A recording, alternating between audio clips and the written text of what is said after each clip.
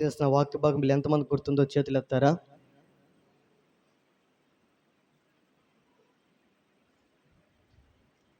Praise the Lord. Hallelujah. ఎవరికి గుర్తులేదా?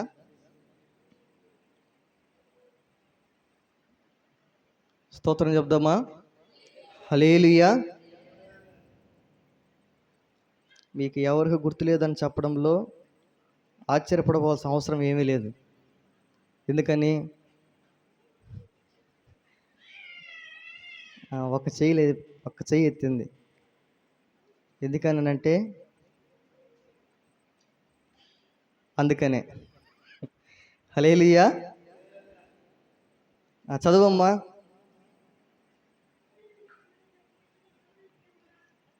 ప్రసంగి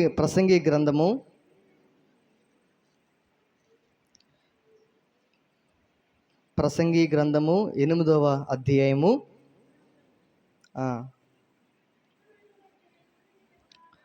14వ వచనమా? ఏమనగా, భక్తిహీనులకు జరిగినట్లుగా నీతిమంతులలో కొందరికి జరుగుచున్నది, నీతిమంతులకు జరిగినట్లుగా భక్తిహీనులలో కొందరికి జరుగుచున్నది. హల్లెలూయా. హల్లెలూయా. దేవునికి వాక్యం ఏంటంటే, ప్రియ సహోదరుడా, సహోదరి, చదవబడిన మాటలు గత వారం కూడా మనం ధ్యానం చేశాం. అయితే గడిచిన వారంలో మనం ధ్యానం చేసిన విషయం ఏంటి అనంటే, నీతిమంతులకి జరగవలసిన కార్యాలు భక్తిహీనుల జీవితాలు జరుగుతున్నట్లు, భక్తిహీనులకి జరగవలసినటువంటి కార్యాలు నీతిమంతులకి జరుగుతున్నట్లు మనం లేఖనాల్లో చదువుకున్న మాటల్ని ధ్యానం చేశాం.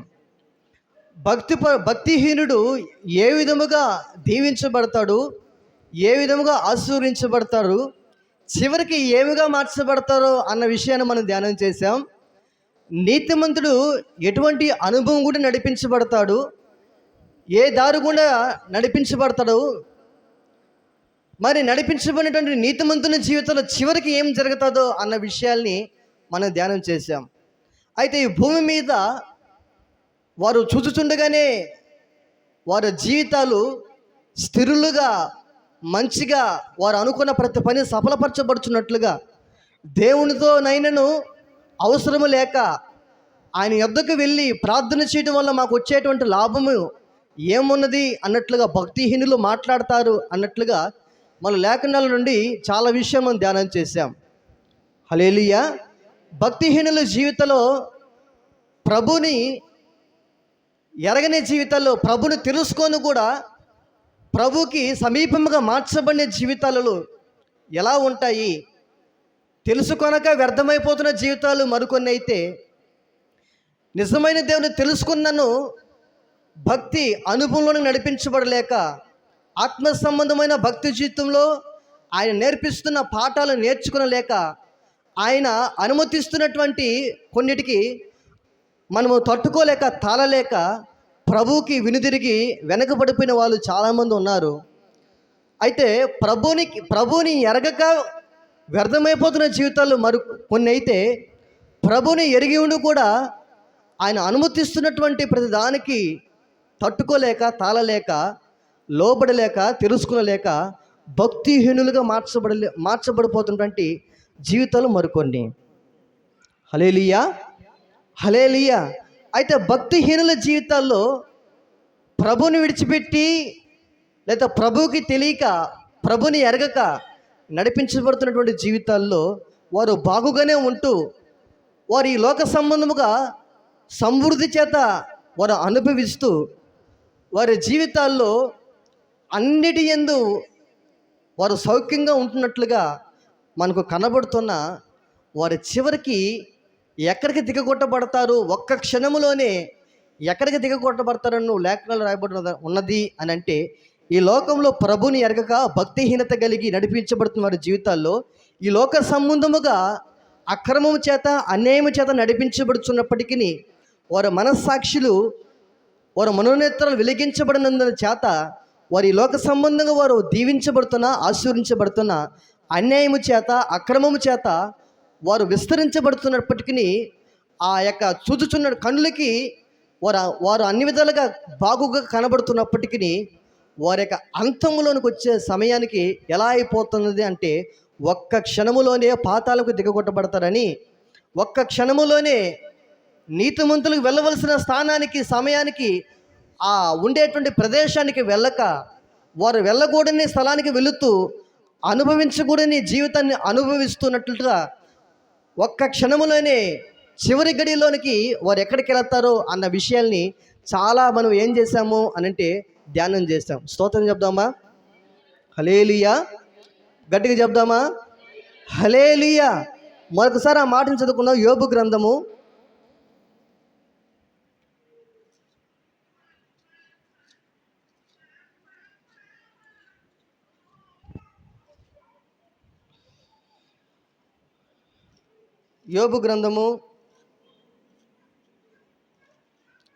21వ అధ్యాయము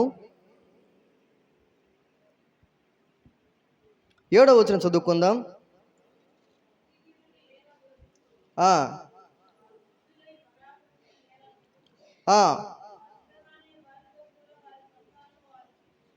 వారు చూచుచుండగా స్థిరపరచబడుచున్నది,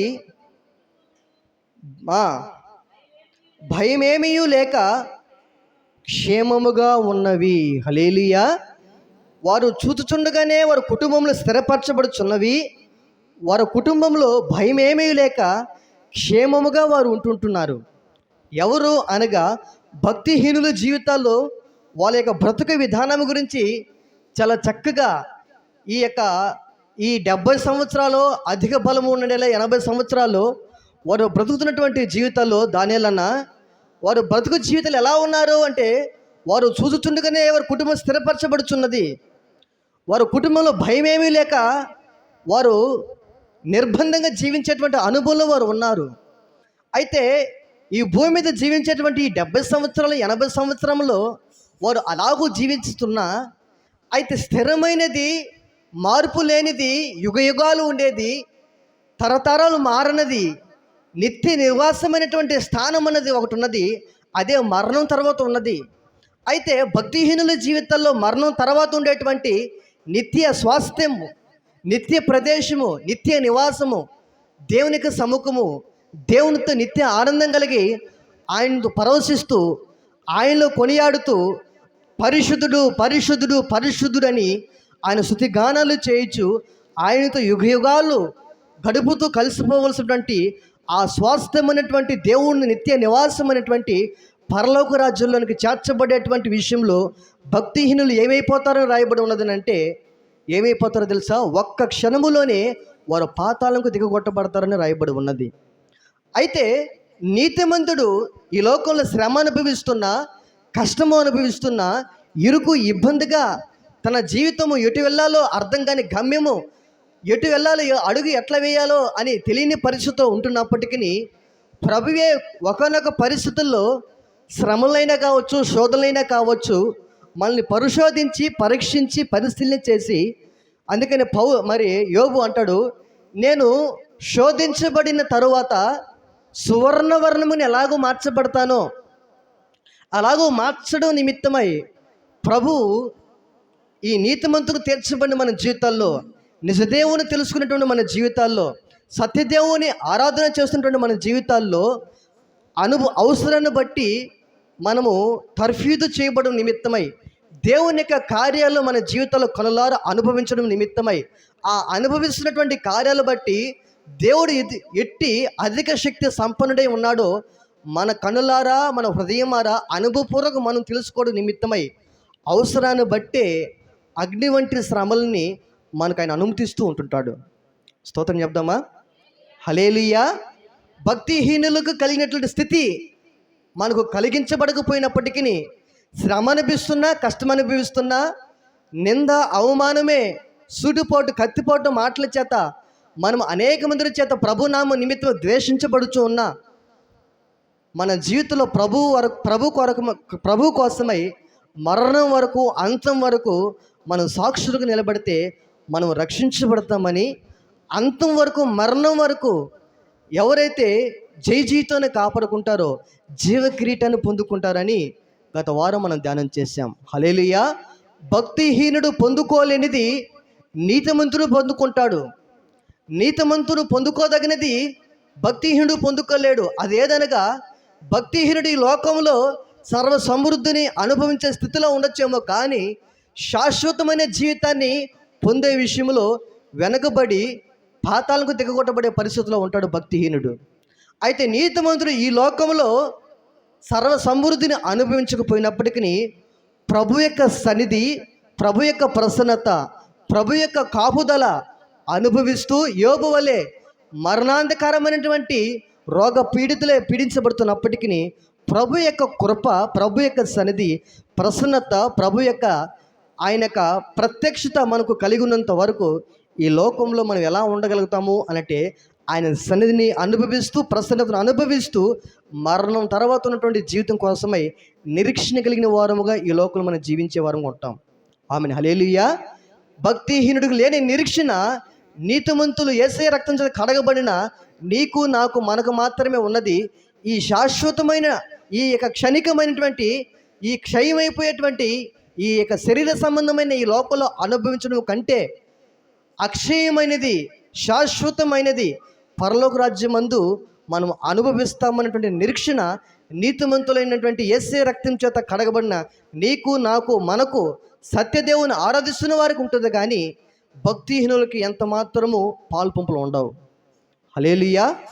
హల్లెలూయా. అయితే మరి మరణం వరకు, అంతం వరకు మనం నిలబడగలిగి ఉంటే ప్రభు ఇచ్చేటువంటి ఆయన అనుమతిస్తున్న ప్రతి దానికి లోబడగలిగి దానికి మనం ఒప్పుకొని ఆయన నడిపిస్తున్నటువంటి మార్గాల్లో మనం నడిపించబడగలిగితే ఆయన సమయోచితమైనటువంటి సహాయము, సమయోచితమైనటువంటి క్షేమము మనకైనా అందిస్తూ, మనల్ని బలపరుస్తూ, ఆదరిస్తూ, మరియు పరలోక రాజ్యం కొరకు నిరీక్షణతో మనల్ని నడిపిస్తూ ఆయన రాజ్యపు వారసులుగా మార్చగలడు అనేటువంటి నిరీక్షణతో మన బ్రతికే వారముగా మనం ఉండాలి. హల్లెలూయా.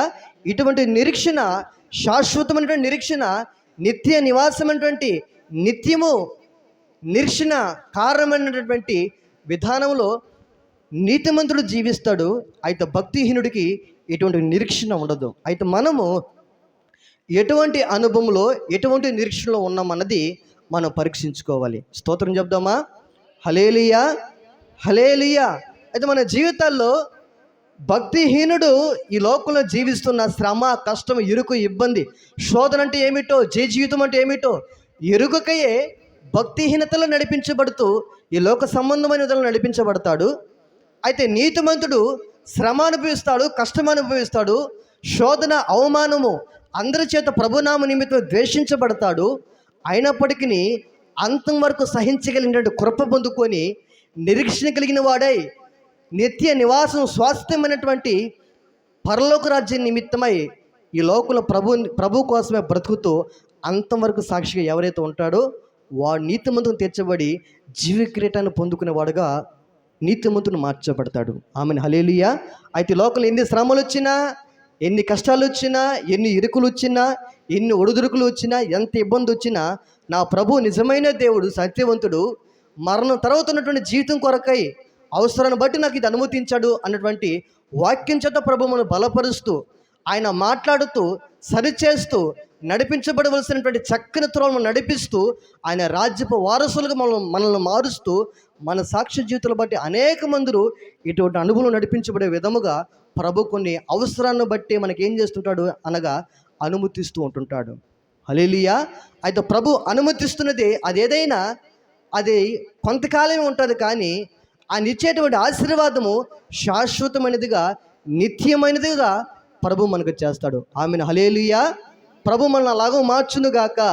హల్లెలూయా. నిత్యమైనటువంటి ఆనందాన్ని మనకు కలుగు చేయునుగాక. ఆమెన్. హల్లెలూయా. నిత్యమైన నిరీక్షణ మనకు కలుగు చేయునుగాక. పరలోకపు వారసులు మనల్ని మార్చునుగాక. ఈ లోకంలో ఎదురుతున్నటువంటి ప్రతి ఒక్క శోధన, శ్రమ, ఇరుకును తట్టుకునే కృప అనుగ్రహించునుగాక. తట్టుకొని నిలబడే శక్తి అనుగ్రహించి జయించే వరకు మనం నిలబెట్టునుగాక. హల్లెలూయా. అయితే అటువంటి విధానంలో ఉన్న మన జీవితాల్లో ప్రభు అనుమతిస్తున్నది అది కొంతకాలం అయినప్పటికీ ఆ అనుమతిస్తున్నటువంటి ఆ ఆ ఆ సందర్భమే, ఆ పరిస్థితి శాశ్వత కృపగా మార్చి దీవెనకరంగా ప్రభు మనం మారుస్తాడు. ఆమెన్, హల్లెలూయా. అయితే ఈ లోకంలో నీతిమంతులు ఎదుగుతున్న మన జీవితాల్లో ఎదురయ్యేటువంటి మరి శ్రమలు ఏ విధముగా ఉంటాయో, ఏ విధముగా మనము శ్రమలను ఎదుర్కోవాల్సి వస్తుందో, శోధనలు ఎదుర్కోవాల్సి వస్తుందో, ఆ అనుమతిస్తున్నటువంటి ప్రతి పరిస్థితి మనకి ఏ విధంగా శాశ్వతమైనటువంటి ఆశీర్వాదకరంగా మార్చబడుతుందో అన్న విషయాల్ని మనం పరిశీలన చేసుకుందాం వాక్యంలో నుండి. స్తోత్రం చెప్దామా? హల్లెలూయా, హల్లెలూయా. నా ప్రాణం నీ ప్రాణముతో ఎన్నటికీ పెనవేసుకొనెను, నా సర్వం కృపా సహితమై నీకు అర్పించబడెను. నా ప్రాణం నీ ప్రాణముతో ఎన్నటికీ పెనవేసుకొనెను, నా సర్వం కృపా సహితమై నీకు అర్పించబడెను. నిన్ను సేవించని క్షణమునా నా ప్రాణము తల్లడిల్లిపోవును. నిన్ను సేవించని క్షణమునా నా ప్రాణము తల్లడిల్లిపోవును. నా ప్రాణం నీ ప్రాణముతో ఎన్నటికీ పెనవేసుకొనెను,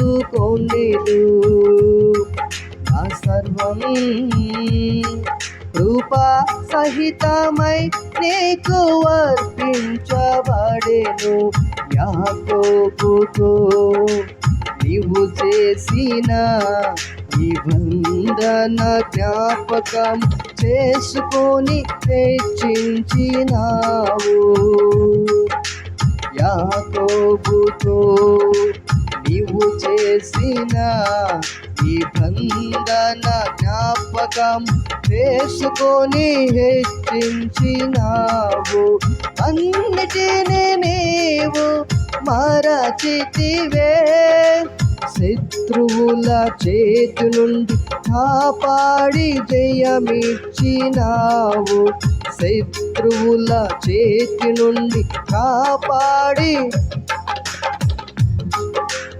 ఆలస్యము ఎప్పుడు అలక్ష్యము కాదులే,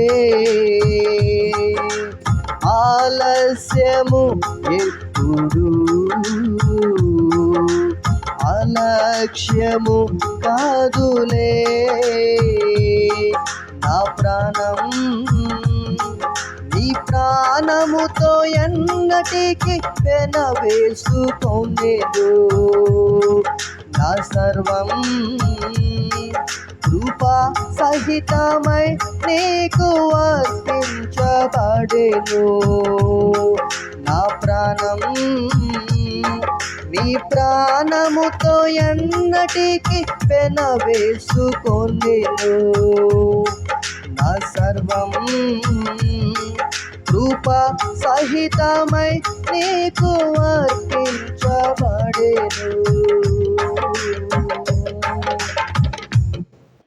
praise the Lord. Hallelujah, hallelujah. అయితే ఈ దినాన దేవుడు మనకు శ్రమల్ని ఏ విధముగా అనుమతిస్తాడు, మనము ఏం చేస్తే మనకి ఏం అనుమతిస్తాడు, ఎటువంటి శ్రమల్ని మనకు అనుమతిస్తాడు అనగా, దేవుని యొక్క లేఖనాల నుండి మనం పరిశీలన చేస్తే మనకు 3 రకాలైనటువంటి శ్రమలు మనకు అనుమతించబడుతూ ఉంటాయి. ఎన్ని రకాలైన శ్రమలు? 3 రకాలైనటువంటి శ్రమలు ప్రభు మనకు అనుమతిస్తూ ఉంటాడు. ఒకటి, మనము తప్పిదము చేసినప్పుడు, పాపము చేసినప్పుడు, తెలిసి ఎరిగే మనము తప్పిదము చేసినప్పుడు ఆ పాపానికి శిక్షగా మనకి ఆయన శ్రమకి మనకు అప్పగిస్తాడు. శిక్షకి మనల్ని ఆయన అప్పగిస్తాడు. స్తోత్రం చెప్దామా? ఒకటేమో మనం పాపం చేసినప్పుడు, మనం తప్పిదములు చేసినప్పుడు శిక్షకి ఆయన అనుమతిస్తాడు, పాత్రులుగా చేస్తాడు. ఎందుకనగా మనం చేసిన పాపం నుండి ప్రభు వైపు మరలా మలడానికి, ప్రభు వైపు మరలా తిరగడానికి ప్రభు మనం చేసిన పాపాన్ని బట్టి, శిక్షకి అప్పగించడం బట్టి ప్రభు ప్రేమ మరలా మనకు జ్ఞాపకం తెచ్చుకొని, ఈ పొరపాటు చేయడం వల్ల నాకు ఇది అనుమతించాడు ప్రభు అని జ్ఞాపకం తెచ్చుకొని మరలా ప్రభు వైపు తిరగడానికి. ఇది ఒక రకమైనటువంటి శ్రమలు. రెండవ శ్రమలు, మనము పాడైపోకుండా ఉండడానికి ప్రభు మనం చేస్తున్నటువంటి మేలులు అనుభవిస్తున్న మన జీవితాల్లో రాగోని మనసు రాకుండా ఉండడానికి మనకు ముందుగానే మనల్ని ఏం చేస్తాడు అని అంటే శ్రమలకు అనుమతిస్తాడు. స్తోత్రం చెప్దామా? హల్లెలూయా. మనం ఏ తప్పు చేయకపోయినా, ఏ పాపము చేయకపోయినా, మరి మనకు రాకూడని మనసు రాకుండా ఉండు నిమిత్తమై, మనం తప్పుపోకుండా ఉండు నిమిత్తమై ముందుగానే మనల్ని శిక్షిస్తాడు. మూడవదిగా ఎందుకు శ్రమలు మనకు అనుమతిస్తాడు అనగా, కిరీటాన్ని మనకి ఇవ్వడానికి.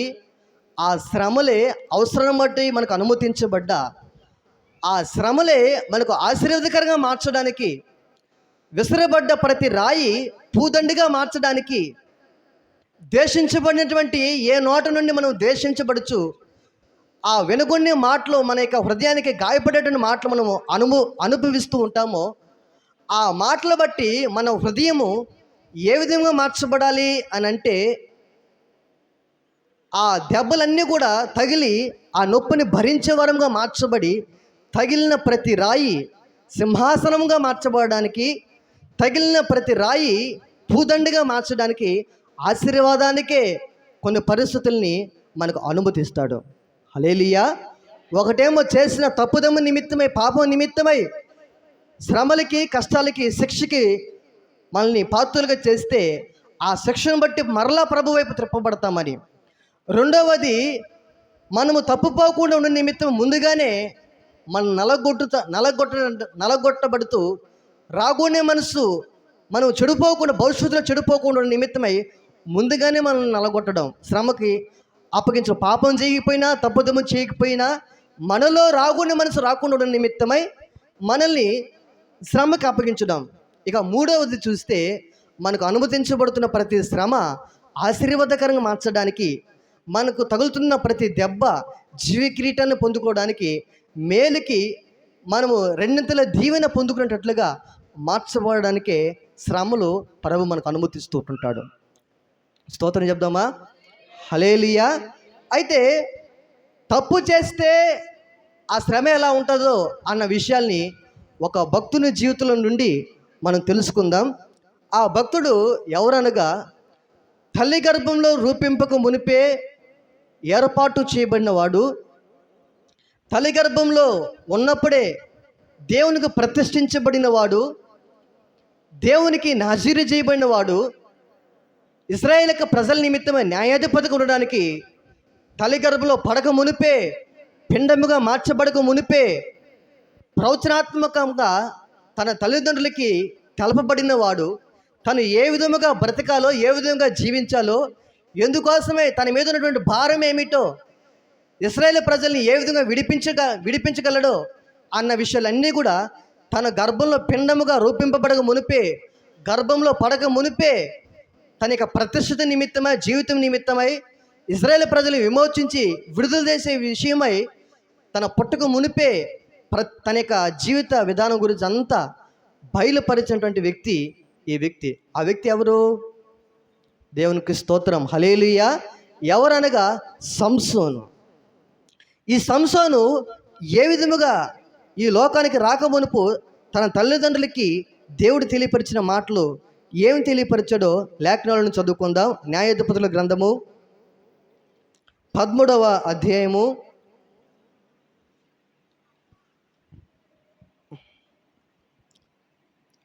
2వ వచనం చదువుకుందాం, లేకపోతే 13 చదువుకుందాం. ఒకటో వచనం నుండి.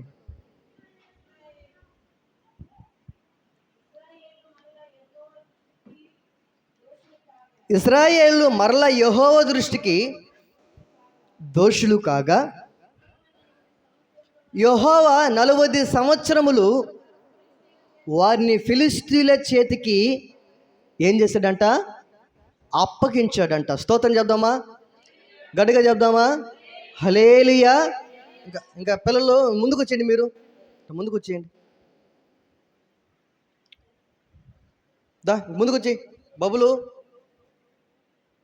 మా ఇటు వచ్చి ముందుకు, గ్రేసీ దాన్ని ముందుకు వచ్చేయండి, ఇంకా అటు ఇటు తిరగకూడదు మీరు. స్తోత్రం చెప్దామా? హల్లెలూయా. చదువుదాం మరొకసారి. న్యాయాధిపతుల గ్రంథము 13వ అధ్యాయము మొదటి నుంచి చదువుకుందాం. ఇంకెవరు బైబిల్ చదవమన్నప్పుడు బైబిల్ చదవాలి, నా వైపు చూడమన్నప్పుడు నా వైపు చూడాలి. స్తోత్రం చెప్దామా? హల్లెలూయా. న్యాయాధిపతుల గ్రంథము 13వ అధ్యాయము మొదటి వచనం చదువుకుందాం. మరల యెహోవా దృష్టికి దోషులు కాగా. స్తోత్రం చెప్దామా? అక్కడ రాయబడిన మాట చూస్తే ఇశ్రాయేలీలు అంట మరలా ఏం చేశారంట? యెహోవా దృష్టికి దోషులయ్యారంట. మరలా అన్న మాట మనకి ఏం అర్థం ఇస్తున్నది అంటే, అది వరకు వారు దోషులయ్యారు, ప్రభు వారిని శిక్షించో లేకపోతే మరలా వారు కనికరించబడి ప్రభు యొద్దకు వెళ్ళడం బట్టి మరలా కనికరించబడ్డ తర్వాత మరల వారు ఏం చేశారంట?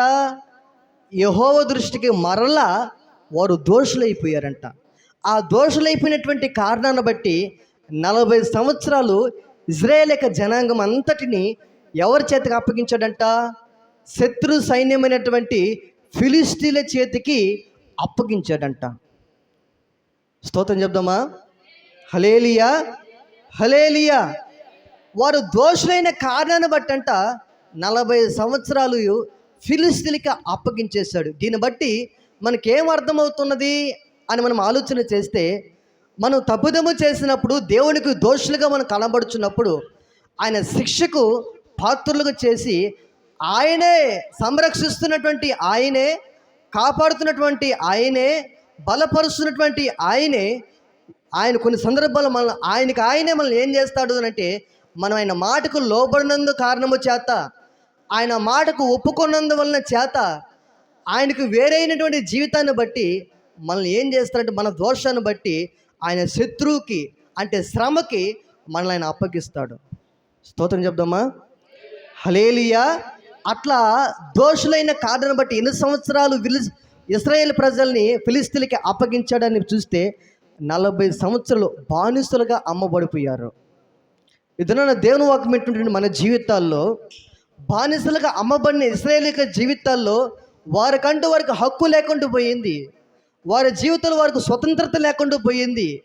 ఆ బానిసత్వపు సంఖ్యలు, ఇనుప కట్లు ఆ బాధ చేత నొప్పించబడుచు 40 సంవత్సరాలు నలిగిపోయి విరిగిపోయినటువంటి అనుభవంలో, హృదయం గాయపడబడిన జీవితాల్లో, వారు అనపబడిన జీవితాల్లో శత్రు సైన్యానికి అప్పగించబడిపోయి బానిసలుగా అమ్మబడిపోయారు వాళ్ళ జీవితాల్లో. ఆ పరిస్థితిలో ఉంటున్నప్పుడు ఇజ్రాయేల్ ప్రజల్ని విడిపించడానికి, ఫిలిష్తీయుల చేతుల నుండి వారు సంరక్షించడానికి, కాపాడడానికి తల్లి గర్భంలో రూపంపుకు మునిపే ప్రదర్శించబడిన వాడు, నాజరు చేయబడిన వాడు, ఎన్నుకోబడిన వాడు ఈ సంసోను. చూడండి 2వ వచనం చదువుకుందాం. ఆ కాలమున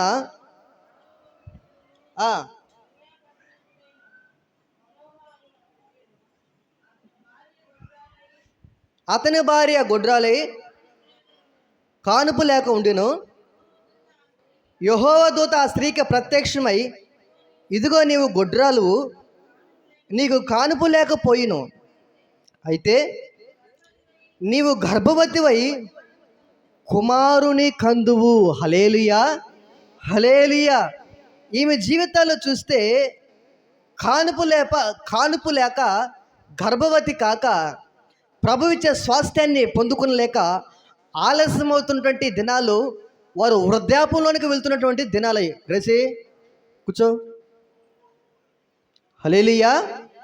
వారు వృద్ధాపం మందు ఇంకా మనకు పుట్టడానికి అవకాశం లేదు ఇంకా అని అనుకుంటున్న దినాలలో ఆలస్యం అవుతున్నది. కానీ దేవుడు ఇచ్చేటువంటి ఆశీర్వాదం ఏ విధముగా ఉన్నదో మనం ఆలోచన చేస్తే, వారికి గర్భాన పుట్టబోయేటువంటి బిడ్డ ఒక నాజీరు చేయబడిన ప్రతిష్ఠించబడినటువంటి ఒక న్యాయాధిపతి అయినటువంటి సంసోనుగా ప్రభు వారి గర్భాన ఒక మగపిల్లవాడిని దయచేస్తున్నాడు. హల్లెలూయా, స్తోత్రం చెప్దామా? హల్లెలూయా. మన జీవితాల్లో కూడా ప్రభుని ఎరిగిన మన జీవితాల్లో, ప్రభుని సొంత రక్షణ అంగీకరించిన మన జీవితాల్లో, ఒకవేళ నీ జీవితంలో నీవు ఆశిస్తున్నది అది ఆలస్యంగా నీ జీవితంలో కనబడుతున్నదేమో, నీ జీవితంలో అది ఇంకా ఇది జరుగుతుంది అనడానికి నిరీక్షించడానికే ఆధారం లేకుండా ఒక స్థితిలో నీ ఉండిపోయినావేమో, అటువంటి స్థితిలో ఉన్న వారే ఈ యొక్క దాను వంశం చూస్తున్నటువంటి ఈ యొక్క ఇద్దరు దాంపత్య జీవితంలో చూస్తే ఆలస్యం అవుతున్నది. కానీ వారి జీవితం ప్రతిష్ఠించబడినటువంటి ఒక సేవకుడు ఒక గర్భాన్ని తీసుకుని రావాలన్నది ప్రభు యొక్క ఆలోచన. హల్లెలూయా. వారి ఆలోచన ఏమో ఒక్కరు కావాలనే ఆలోచనతో, అది కూడా దొరకని పరిస్థితులు, పొందుకోలేని పరిస్థితుల్లో, నిరుత్సాహ నిస్పృహ మధ్యలో, కన్నీటి మధ్యలో, అవమానాల మధ్యలో, వీరికి సంతానం లేని పరిస్థితి చూసి వారు ఎదుటికి రాలేనటువంటి పరిస్థితి, వారు బహిరంగముగా వెళ్ళలేని పరిస్థితుల్లో, సమాజం మధ్య అవమానాల మధ్య నిలబడి బ్రతుకుతున్న వారి జీవితాల్లో దేవుడు కలుగు చేసుకొని ఎవరి గర్భాన పొట్టని ఒక ప్రతిష్ఠితమైనటువంటి జీవితాన్ని, ఈ ఇరువురు దాంపత్య జీవితానికి ప్రభు దూతని ప్రత్యక్షతని కన్నులారా వారు చూచేటువంటి గొప్ప భాగ్యాన్ని ఈ ఇద్దరు దంపతులు పొందుకున్నారు. హల్లెలూయా, స్తోత్రం చెప్దామా? ఆలస్యమైంది కనుకనే దేవుని యొక్క ప్రత్యక్ష కలిగినటువంటి అనుభవాన్ని వారు చెవులార వినగలిగారు, కళ్ళారా చూడగలిగారు. వారు ఏదైతే మనవి చేశారో ఆ మనవి ఆ దూత అలాగునే చేసి వారికి ప్రత్యక్షపరుచుకున్నాడు యెహోవా దూత. స్తోత్రం చెప్దామా? నీ జీవితంలో ఆలస్యం అయితే ఆ ఆలస్యం అవుతున్నటువంటి అదే నీ జీవితానికి ఆశీర్వాదకరమైనటువంటి మలుపుగా ప్రభు నిన్ను మారుస్తాడు. స్తోత్రం చెప్దామా? హల్లెలూయా. మరి ఎప్పుడైతే ఇట్లా ఆమె గర్భవతి అయి నువ్వు కుమారుని కంటావని చెబుతూ ఏ విధముగా ఆ బిడ్డని పెంచాలో, ఆమె ఏ విధముగా ఉండాలో అనే విషయాలు 4వ వచనంలో రాయబడినాయి. ఆ మాటను చదువుకొని ముందుకెళ్దాం. కాబట్టి నీవు జాగ్రత్తగా ఉండి ద్రాక్షారసమునే కానీ మద్యమునే కానీ త్రాగకుండుము, అపవిత్రమైన దేనినైనను తినకుండుము. నీవు గర్భవతివై కుమారుని కందువు, అతని తల మీద మంగళకత్తి వేయకూడదు. ఆ బిడ్డ గర్భమును పుట్టినది మొదలుకొని దేవునికి నాజీరు చేయబడిన వాడై ఫిలిస్తీన్ల చేతుల నుండి ఇజ్రాయేల్ను రక్షింప మొదలుపెట్టునని ఆమెతో అనగా. హల్లెలూయా, హల్లెలూయా. నీవు గర్భవతివై కుమారుని కంటావు, అతని తల మీదకి నువ్వేం చేయకూడదు అంటే మంగళకత్తి రానివ్వకూడదు. ఎందుకనగా అతడు యెహోవాకు ప్రతిష్ఠించబడి నాజీరు చేయబడిన వాడు, ప్రతిష్ఠించబడిన వాడు. నీవు అపవిత్రమైనదే కానీ లేక మద్యములే కానీ ద్రాక్షరసములే కానీ త్రాగకుండా జాగ్రత్త పడుము. ఎందుకనగా నీవు గర్భవతి కుమారుని కందువు, అతడు ఆ బిడ్డ గర్భమును పుట్టినది మొదలుకొని దేవునికి నాజీరు చేయబడిన వాడై ఫిలిస్తీన్ల చేతుల నుండి ఇజ్రాయేలును రక్షింప మొదలుపెట్టునని ఆమెతో అనగా. హల్లెలూయా. ఈమెకి ఆలస్యం ఎందుకయింది అని మనం ఆలోచన చేస్తే, ఇజ్రాయేలు ప్రజలకు విమోచన విడుదల కలుగు చేయడానికి, ఇజ్రాయేలు ప్రజలను కాపాడడానికి, ఆమె గర్భాన రాబోతున్న వాడే ఆ పనిని చేయడానికి ఆ గర్భాన్ని దేవుడు ప్రత్యేకమైన రీతిలో ఎన్నుకున్నాడు కనుకనే ఆలస్యం చేయబడింది. స్తోత్రం చెప్దామా? ఇదన రక్షించబడిన మన జీవితాల్లో ఏర్పాటు చేయబడి, లోకం నుంచి ప్రత్యేకించబడి, దేవునికి సముఖంలోనికి ఆయన చేత ప్రేమించబడి, ఆయన చేత ఆకర్షించబడి, ఆయన కృపకు పాత్రముగా ఆయన ఎంచి ఆయన సన్నిధిలో నిలబెట్టింది ఎందుకో తెలుసా?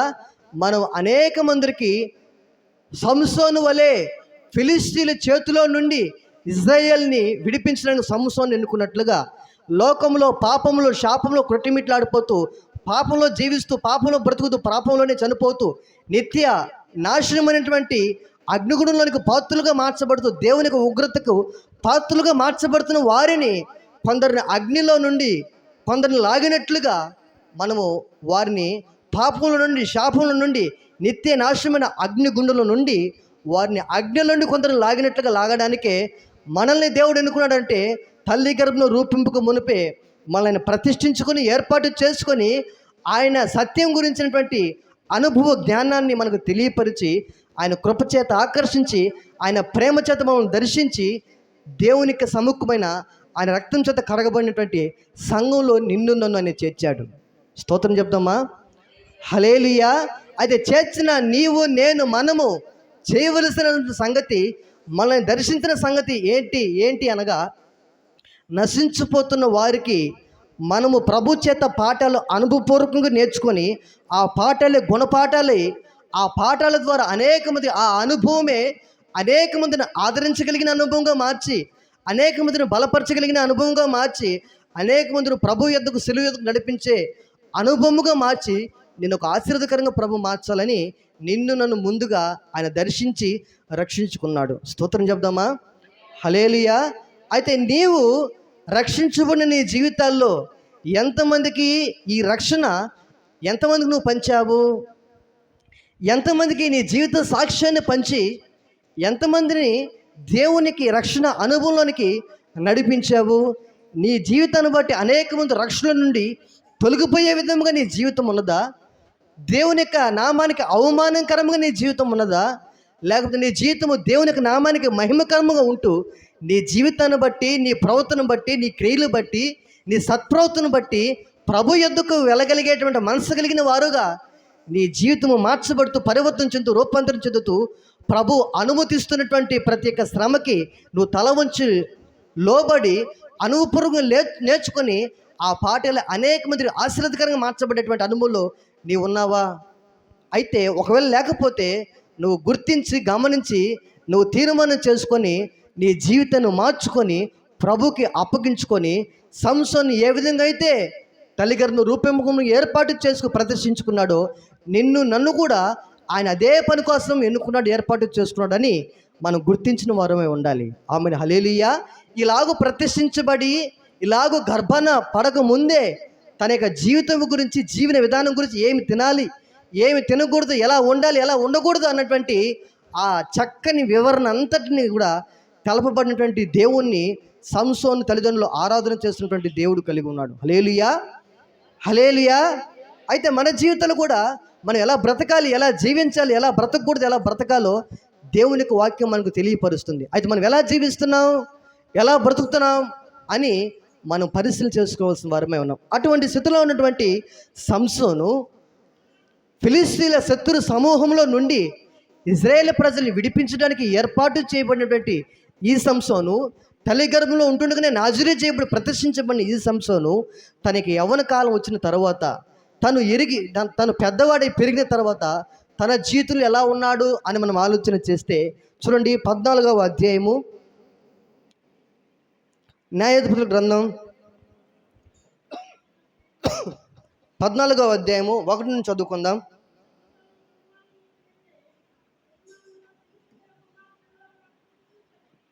సంసోను తిమ్నాతుకు వెళ్ళి తిమ్నాతులో ఫిలిస్తీన్ల కుమార్తెలో ఒకరిని చూచెను. అతడు తిరిగి వచ్చి తిమ్నాతులో ఫిలిస్తీన్ల కుమారులలో ఒకరిని చూచి తిని, మీరు ఆమెను నాకిచ్చి పెండ్లి చేయవలనని తన తల్లిదండ్రులతో అనగా, వారు నీ స్వజనుల కుమార్తెల్లో కానీ నా జనుల్లో కానీ స్త్రీ లేదనుకొని సున్నతి అనగా బాప్తీసము పొందని ఫిలిస్తీన్లో నుండి కన్యను తెచ్చుకుంటూ వెలుచున్నావా అని అతన్ని అడిగిరి. అందుకు సంసోను, ఆమె నాకు ఇష్టమైనది కనుక ఆమెను నా కొరకు తెప్పించమని తన తండ్రితో చెప్పెను. హల్లెలూయా. గట్టిగా చెప్దామా? హల్లెలూయా. తను పెరిగి పెద్దవాడయ్యేసరికి వయసు పైబడ్డ మీదట తన ఇక ఎదిగిన తర్వాత వివాహ వయసు వచ్చిన తర్వాత తన జీవితంలో ఎలా ఉన్నాడు అని ఆలోచన చేస్తే సున్నతి లేని దేవునికి నిబంధన జనులు కానీ శత్రు సైన్యమైనటువంటి ఫిలిస్తీన్లో నుండి ఒక స్త్రీని చూచాడు ఈ సంసోను. చూచి ఆమె యందు మనసుంచిన వాడే, ఇష్టం కలిగిన వాడే, నేను ఆమె యందు ఇష్టం కలిగి ఉన్నాను కనుక ఆమె నా కొరకై తెప్పించి నాకు వివాహము చేయమని తన తండ్రితో చెప్తుంటే తల్లిదండ్రులతో చెప్తూ అంటారు వాళ్ళు, అయ్యా ఫిలిస్తీన్ లేని సున్నతి లేనిటువంటి ఆ ఫిలిస్తీన్లో వారు చూసి నువ్వు ఎందుకు ఇష్టపడుతున్నావు? మనలో కానీ మన జనాంగంలో కానీ మన ఇరుగు పొరుగు బంధువుల్లో కానీ లేరనుకొని సున్నతి లేని నిబంధన లేని ఒక అన్య సంబంధమైనటువంటి విధానంలోనికి నువ్వు ఎందుకు వెళ్తావు అంటే, ఆమె నాకు ఇష్టమైనది కనుక ఆమెతో నాకు వివాహం ఇచ్చి చేయమని సంసోను కోరేటువంటి అనుభవంలో సంసోను ఉంటున్నాడు. హల్లెలూయా.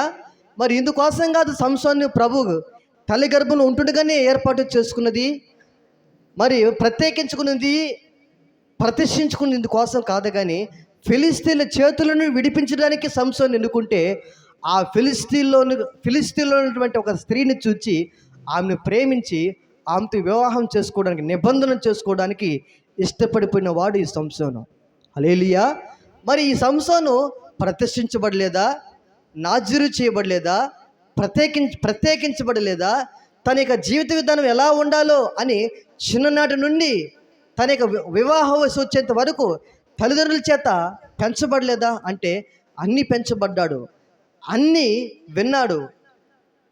విని వయసు వచ్చే సమయానికి, ఆ సమయంకి వచ్చే లోప ఎలా అయిపోయాడంటే ఫిలిస్తీన్ల చేతుల్లోనికే సున్నతి లేని జనాంగంలోనికి వెళ్ళిపోయేటట్లుగా తన జీవితాన్ని సంసోను అప్పగించుకున్నటువంటి పరిస్థితికి వెళ్ళిపోయాడు. హల్లెలూయా. సంసోనుకి ఎదురైనటువంటి పరిస్థితి, తన చిన్ననాటి నుండి వివాహ వయసు వచ్చేంత వరకు ఈ సమస్య ఎప్పుడు రాలా.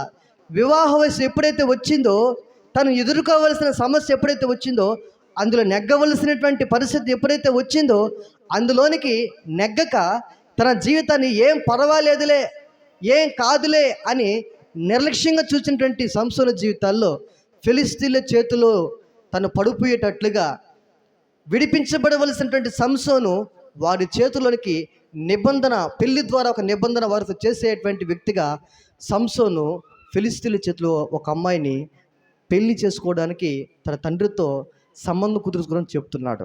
దినాన దేవుని వాక్కు పెట్టిన ప్రియ సహోదరుడా, సహోదరి, నీవు రక్షించబడిన నాటి నుండి, దేవుని యొక్క వాక్యం నీ యొద్దకు వచ్చినప్పుడు నాటి నుండి, దేవుడు నీ యొక్క మనోత్తర వెలిగించిన నాటి నుండి, దేవుని యొక్క వాక్యం చేత నువ్వు పురుకొల్పబడుతున్న నాటి నుండి నీకు దేవుని యొక్క వాక్యం నీకు ఎంత వినిపింప చేయబడింది, దేవుని యొక్క వాక్యం నీకు ఎంత అందించబడ్డ దేవుని యొక్క వాక్యానికి నువ్వు ఎంతగా హృదయపూర్వకంగా లోబడి దాన్ని విశ్వసించి నమ్మి అలాగో అనుసరించడానికి ప్రభు కృపకు అప్పగించుకొని నీవు నడిపించడానికి ఎన్ని పరిస్థితుల్లో దేవునికి అప్పగించుకున్నటువంటి అనుభవం నువ్వు వెళ్ళావు. అయితే సంసోను కూడా అప్పగించుకున్నాడు, కానీ ఒకానొక పరిస్థితుల్లో తాను కలిగి ఉన్న నిబంధనల నుండి తొలగిపోయేటువంటి అనుభవంలోనికి సంసోను వచ్చేసాడు. హల్లెలూయా. అయితే ఎప్పుడైతే తను ఇష్టపడి మరి కోరి తెచ్చుకొని వివాహం చేసుకున్నటువంటి ఫిలిస్తీన్ల యొక్క కుమార్తెను తన చిరకాలము ఆమెతో నివాసం చేశాడా అని ఆలోచన చేస్తే చూడండి, 14వ అధ్యాయము 20వ వచనం చూద్దాం. అతడు కోపించి తన తండ్రి ఇంటికి వెళ్ళగా అతని భార్య అతడు స్నేహితునిగా భావించుకునిన అతని చిలికానికి ఇయ్యబడెను. హల్లెలూయా. హల్లెలూయా. తను ఏదైతే ప్రేమించాడో, ఏదైతే ఇష్టపడ్డాడో, ఏదైతే కోరి మెచ్చుకొని అదే నాకు కావాలనుకొని దేనైతే కోరి మెచ్చి నిబంధన లేని జనుల్లోనికి వెళ్ళి తెచ్చుకున్నాడో, తనకి ఇష్టమైందని చెప్పి ఎప్పుడైతే తనతో దాన్ని అనుభవించాలని ఎప్పుడైతే అనుకున్నాడో, దాన్ని అనుభవించలేక తను కోపించి ఏం చేస్తాన అతడు కోపించి తన ఇంటికి వెళ్ళగా, తండ్రి ఇంటికి వెళ్ళగా అతని భార్య అతడు స్నేహితునిగా భావించుకునిన అతని చిలికానికి ఇయ్యబడెను. హల్లెలూయా. ఏమైపోయిందంట, తను ఇష్టపడి కోరి తెచ్చుకున్నటువంటి తన యొక్క ప్రియమైనది ఏమైపోయిందంటే, రమణన్న ఏదైతే ఇష్టపడ్డాడో, ఏదైతే కోరి తెచ్చుకున్నాడో, తన యొద్ద అనేక దినాలు ఉండక విడిచిపెట్టి వెళ్ళిపోవాల్సిన పరిస్థితుల్లోనికి సంసోను వచ్చాడు. హల్లెలూయా. అంత మాత్రం అంతటితో అయిపోయిందా? మరలా సంసోను ఏ విధంగా రక్షించబడ్డాడో గుర్తిరిగిన వాడై మరలా ప్రభు నియమించిన నియమానికి ఒప్పుకొని, ప్రభు మరలా దర్శించిన కాలాన మరలా తనకు ఒప్పుకొని మరలా ఫిలిస్తీన్ల చేతుల నుండి ఇశ్రాయేలు ప్రజలను విడిపించడానికి ఆ ఆ తిన్న ఆ దెబ్బ కారణాన్ని బట్టి, మరలా ఆ అనుభవాన్ని బట్టి, మరలా సంసోని దేనికోసమైతే ఎన్నుకోబడ్డాడో అది గ్రహించిన వాడిగా సంసోను ఉన్నాడా అంటే సంసోను లేడు. హల్లెలూయా. ఫిలిష్తీయులతో సహవాసం చేయకూడదు, ఫిలిష్తీయుల శత్రు సమూహము, వారితో కలవకూడదు, వారితో ఉండకూడదు, వారి నివాసం చేయకూడదు. అటువంటి సంసోను ఆ ఫిలిష్తీయుల చేతులను విడిపించబడవలసినటువంటి సంసోను వారితో సహవాసం చేస్తూ, వారితో సాంగత్యము చేస్తూ, వారితో నిబంధన చేస్తూ, వారితో కలిసిపోవాలనుకున్న, వారితో ఉండిపోవాలనుకున్నటువంటి ఈ ప్రతిష్ఠించబడినటువంటి ఈ సంసోను వారితో ఉండలేక కోపంతో బయట రావాల్సిన పరిస్థితులకు వచ్చేసాడు. హల్లెలూయా. అలా వచ్చిన ఆ పరిస్థితులనైనా మరలా ప్రభు వైపు తిరిగి క్షమాపణ పొందుకొని మరలా ప్రభు కొరకు బ్రతికాడా అని ఆలోచన చేస్తే మరలా అలా బ్రతకడా. ఇంకా ఏం చేశాడు అని చూస్తే, ఇదివరకు ఫిలిష్తీయుల యొక్క సర్దార్లో ఉన్నటువంటి ఒక అమ్మాయిని చూసి పెళ్లి చేసుకున్నాడు. అయితే ఆమె అతనితో కాపురం చేయక విడిచిపెట్టి వచ్చేసాడు. మరి వచ్చేసినటువంటి సంసోను మరలా ఏం చేశాడు? 16వ అధ్యాయము 1వ వచనం చదువుకుందాం. తర్వాత సంసోను గాజాకు వెళ్ళి వేశ్య నకుతును చూచి ఆమె యొద్ద చేరెను. హల్లెలూయా. గట్టిగా చెప్దామా? మరొకసారి చెప్దామా? బిగ్గరగా చెప్దామా? హల్లెలూయా, హల్లెలూయా. ఒకటి, ఫిలిష్తీన్లో ఉన్నటువంటి అమ్మాయిని చూసి వివాహం చేసుకోకూడదు, వారితో చేరకూడదు. వెళ్ళి చేసుకొని విడిచిపెట్టి ఒకసారి దెబ్బతిన్నాడు సంసోను. చేయకూడని తప్పు చేసి ఒకసారి తమ జీవితం మీద దెబ్బతీయబడింది సంసోను జీవితాల్లో. అయితే ఆ దెబ్బతిన్నటువంటి కారణం బట్టి ప్రభువు వైపు మరలా త్రిప్పబడకుండా ఇదివరకు చేసిన పాపన కంటే మరొక పాపం చేశాడు. అదేదనగా ఇప్పుడు ఏం చేశాడు? తర్వాత సంసోను గాజాకు వెళ్ళి వేశ్య ఒకతను చూచి ఆమె యొద్ద చేర్చబడ్డాడంట. స్తోత్రం చెప్దామా? హల్లెలూయా. ఒక్కసారి తప్పు చేసి ఆ తప్పుకి శిక్షగా అనుభవపూర్వకంగా దెబ్బతిన్నటువంటి సంసోను మరలా సరిచేయబడి నడిపించబడలేదు. కానీ ఇప్పుడు చేసిన దానికంటే మరొక పాపం చేస్తున్నాడు. అదేదనగా వేశ్య యొద్దకు వెళ్ళి చేర్చబడ్డాడంట సంసోను. ఎవరి సంసోను? ఎవరు ఏ విధంగా పెంచబడ్డాడు? తల్లి గర్భంలో రూపింపుకు మునిపే ద్రాక్షారసమైనను మద్యమైనను అపవిత్రమైనను తన గర్భంలోనికి, తన కడుపులోనికి పోనివ్వక తన యొక్క గొంతుకు కత్తి పెట్టుకొని పరిశుద్ధంగా పవిత్రంగా ప్రదర్శించబడి సమర్పణ కలిగినటువంటి విధానంలో ప్రభు ఏ విధంగా అయితే తన గర్భంలో పెట్టబోతున్నటువంటి బిడ్డ అపవిత్రపరచబడుకున్నట్లుగా ఏ విధంగా అయితే ఉండాలో అలాగ ఉండడానికి ఇష్టపడినటువంటి ఆమె జీవితాల్లో ఆమె గర్భాన్ని పుట్టినటువంటి ప్రదర్శించబడి నాజరి చేయబడి ప్రత్యేకించబడి ఫిలిష్తీయుల చేతుల నుండి ఇశ్రాయేలు ప్రజలు విడిపించడానికి ఎన్నుకోబడ్డటువంటి సంసోను ఏం చేయబడిపోతున్నాడంటే మరలా వేశ్య చేతుల్లోనికి చేర్చబడిపోయేటువంటి అనుభవంలోనికి ఈ సంసోను వచ్చేసాడు. హల్లెలూయా. మొట్టమొదటిగా మనం పాపంలోనికి పడిపోవడానికి మొట్టమొదటిగా చూపుల్లో ఒక వ్యక్తి పడిపోతాడు. స్తోత్రం చెప్దామా? గట్టిగా చెప్దామా? రమణన్న హల్లెలూయా. ఒక వ్యక్తి చూపుల్లో పడిపోతే ఆలోచనలో పడిపోతాడు, ఆలోచనలో పడిపోతే తలంపుల్లో పడిపోతాడు, తలంపుల్లో పాడైపోతే తన క్రియలు ఏమైపోతాయి? శాంతమ్మా, క్రియలు ఏమైపోతాయి? క్రియల్లో పడిపోతాడు. వేశ్యతను ఏం చేశాడంట? మొట్టమొదటిగా సంసోను చూచాడంట. నీ చూపులు, అందుకనే ఒక స్త్రీని మోహపు చూపుతో చూసిన వెంటనే శరీరం ముందు కాక ఏం చేయబడి, హృదయం మందు ఏం చేయబడినట్టు? పాపం చేయబడినట్టు. హల్లెలూయా. మన దేవుడు ఏ విధంగా ఉపదేశించగలిగినటువంటి ఉపదేశకుడు అండి. ఎట్టి పరిశుద్ధమైన దేవుడు తన బిడ్డల్ని ఏ విధంగా ఉండాలనుకొని తీర్మానం కలిగిన వాడు అనగా ఆయన ఏ విధముగా ఉన్నాడో అలాగుననే తన బిడ్డలు ఏంటంటే మన జీవితాల్లో కూడా అట్టి క్రియలు ఉండాలని కోరుకునేవాడు మన ప్రభువు. స్తోత్రం చెప్దాం. ఓయ్ యాడికే దా రేయ్ గ్రేసి, నీ కొడుకు ఇద్దరికి పడతాయి. అక్కడికి ఎందుకు పోయారు మీరు? రండి కబరండి. స్తోత్రం చెప్దామా? హల్లెలూయా, హల్లెలూయా. నా ప్రాణం నీ ప్రాణముతో ఎన్నటికి పెన వేసుకొనేను. నా సర్వం కృపా సహితమై నీకు అర్పించబడెను. నా ప్రాణం నీ ప్రాణముతో ఎన్నటికీ పెన వేసుకొనేను. నా సర్వం కృపా సహితమై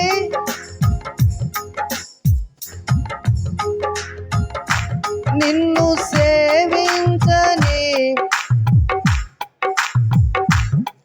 నా ప్రాణము తల్లడిల్లిపోవును. నిన్ను సేవించని క్షణమునా నా ప్రాణము నా ప్రాణం నీ ప్రాణముతో ఎన్నటికీ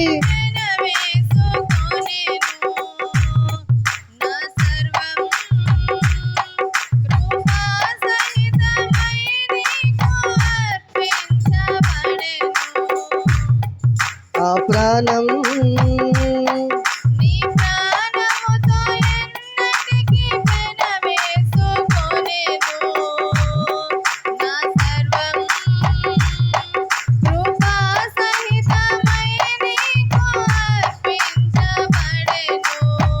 హల్లెలూయా, హల్లెలూయా.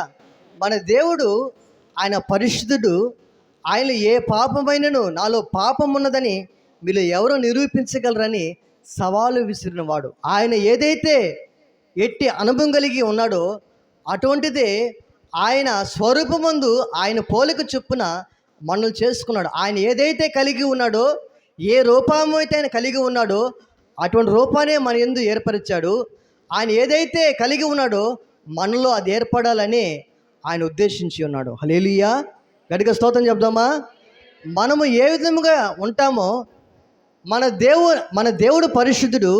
ఆయన ఆరాధన చేస్తున్నటువంటి సేవకుడు, ఆయన వెంబడిస్తున్నటువంటి సేవకుడు, ఆయన ఏ విధంగా అయితే ఆయన ఎటువంటి భారం కలిగి ఉన్నాడో, ఎటువంటి అనుభవం కలిగి ఉన్నాడో అటువంటి అనుభవంలో సేవకుడు ఉంటే సంఘాన్ని ఏం చేయగలుగుతాడు? మా సేవకుడు ఎటువంటి అనుభవంలో ఉంటాడో అటువంటి అనుభవంలోనే ఏం చేయాలనుకుంటాడు అని అంటే సంఘాన్ని అదే విధంగా తరఫీదు చేయాలనుకుంటాడు. హల్లెలూయా. మనసాక్షి మీద నిలబడుతూ, మనసాక్షి మీద కట్టబడుతూ, మనసాక్షి బాగుగా పనిచేస్తుంది అనుకో, దేవుడు ఓర్చలేని దాన్ని ఫీనిహాసు వలె ఏం చేయగలుగుతాడు అనంటే, ఫీనిహాసు ఏం చేశాడు అనంటే దేవుడు ఓర్చలేని దానిని ఫీనిహాసు ఓర్చలేని వాడై దేవుడు చేయదగ్గ పనిని ఫీనిహాసు చేశాడు. పాపము, ఆ తెగులు అంతటితో ఫీనిహాసు చేసిన పనిని బట్టి ఇశ్రాయేలు ప్రజల మీదకి రావాల్సిన తెగులు ఆగిపోయింది. సేవకుడుకు అందుకనే సంఘానికి మాదిరికరంగా ఎవరు ఉండాలంటే సేవకుడు ఉండాలి. ఈ సేవకుడు మాదిరికరంగా ఉండాలంటే విశ్వాసాన్ని మీరేం చేయాలి అనంటే సేవకుని కోసం చేతులెత్తి ప్రార్థన చేసేటువంటి అనుభవం వారమే ఉండాలి. స్తోత్రం చెప్దామా. హల్లెలూయా.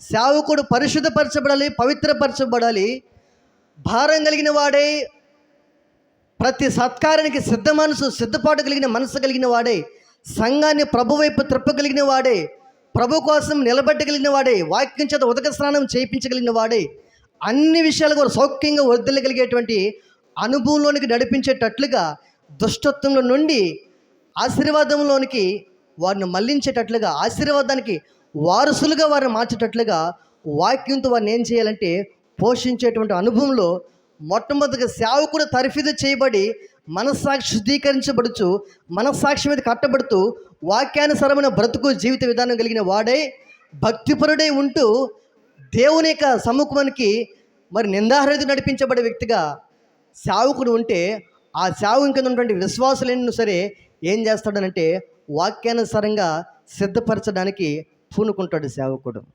హల్లెలూయా. అయితే దేవుడు ఏ విధముగా పని చేస్తున్నాడో, ఏ విధంగా ఉంటున్నాడో సేవకుని కూడా, తన బిడ్డ సేవకుడు అలాగనే ఉండాలనుకుంటాడు ప్రభు.